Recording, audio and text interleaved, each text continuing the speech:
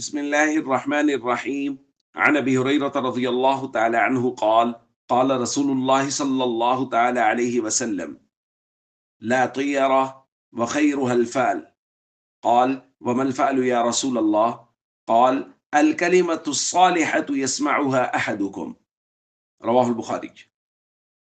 نبی کریم صلی اللہ علیہ وسلم نے ارشاد فرمایا، بدشگونی کی کوئی اصل نہیں اور اس میں بہتر ہے نیک فعل۔ صحابہ نے پوچھا، یا رسول اللہ نیک فعل کیا چیز ہے؟ آپ نے فرمایا کلمہ صالحہ، یعنی وہ نیک اور اچھی بات جو تم میں سے کوئی ایک سنے۔ دوستو، بات چل رہی تھی کہ شریعت میں توہمات کی کوئی گنجائش نہیں ہے، بلکہ شریعت نے توہمات کا رد کیا ہے۔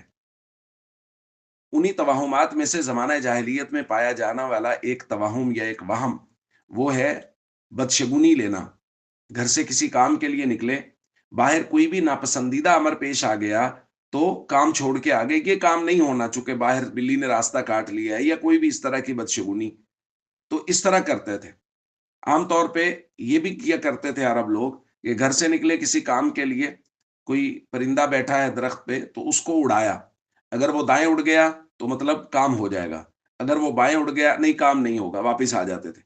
تو نبی کریم صلی اللہ علیہ وسلم نے باقاعدہ اس کا رد فرمایا اقر الطیر علی مکیناتیہا، پرندوں کو ان کی جگہوں پر بیٹھا رہنے دو، ان کو نہ اڑایا کرو، کہ اس سے کوئی بھی فیصلہ نہیں ہوگا کہ کام ہوگا یا نہیں ہوگا، بلکہ اپنے کام کے لیے جاؤ اللہ پر بھروسہ اور توکل کر کے۔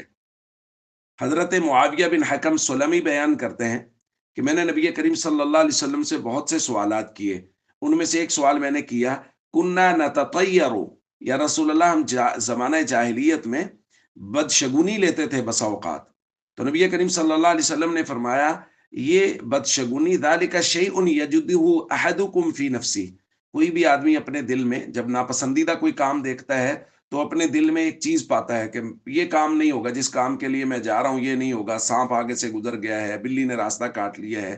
تو حضور علیہ الصلوۃ والسلام نے فرمایا بدشگونی تام تب ہوگی فلا یصدنکم، وہ تمہیں اپنے کام سے روکے نہیں، یعنی کوئی بھی ناپسندیدہ کام، ناپسندیدہ چیز سامنے آ گئی ہے تو ایسا نہ ہو کام چھوڑ کے آ جاؤ کہ جی یہ بدشگونی ہو گئی ہے اب تو کام نہیں ہوگا، بلکہ اپنے کام پہ جاؤ اللہ پر توکل اور بھروسہ کر کے۔